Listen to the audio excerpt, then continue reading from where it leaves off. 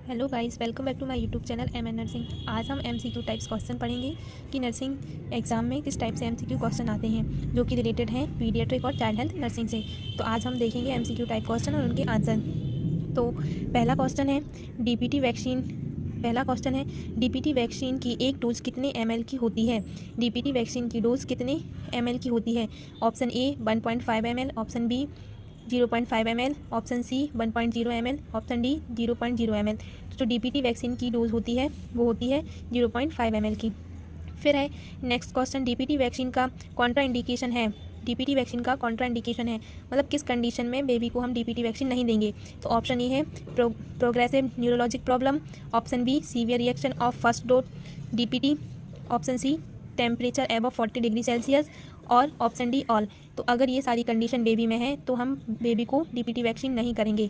तो इसका आंसर होगा ऑप्शन डी ऑल। फिर है मीजल्स वैक्सीन इन्फेंट में कब किया जाता है। मीजल्स वैक्सीनेशन इन्फेंट में कब किया जाता है।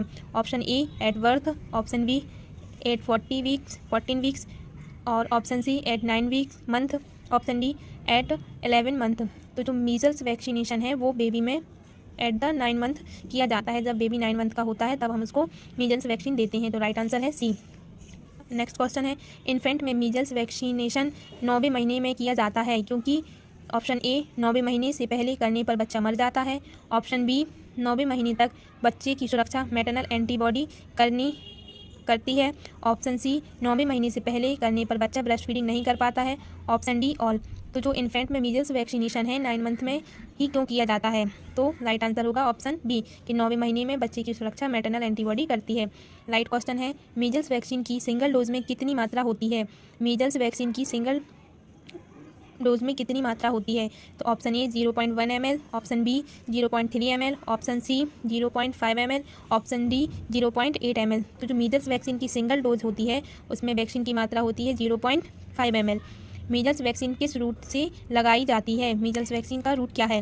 तो option A IM, option B IV, option C ID, option D subcutaneous. तो जो मीजल्स वैक्सीन है वो SC सबकुटेनियस रूट द्वारा दी जाती है। अगला क्वेश्चन है टॉक्सिक शॉक सिंड्रोम जिसको कहते हैं TSS निम्न में से किस कारण से होता है। तो टॉक्सिक शॉक सिंड्रोम होता है वो किस कारण से होता है।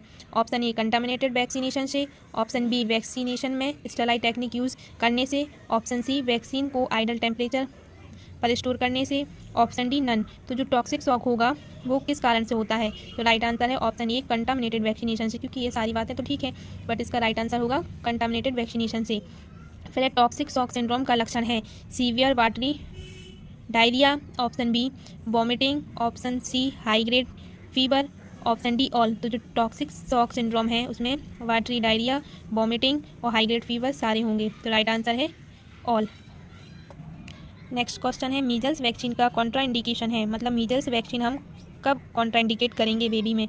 तो ऑप्शन है A infant below 6 month of age, option B AIDS malnutrition, option C acute illness tuberculosis, option D all. तो जब इन्फेंट 6 मंथ से कम है और उसको एड्स है और ट्यूबरक्लोसिस है तो इन सभी कंडीशन में हम मीजल्स वैक्सीन कॉन्ट्रा इंडिकेट करते हैं।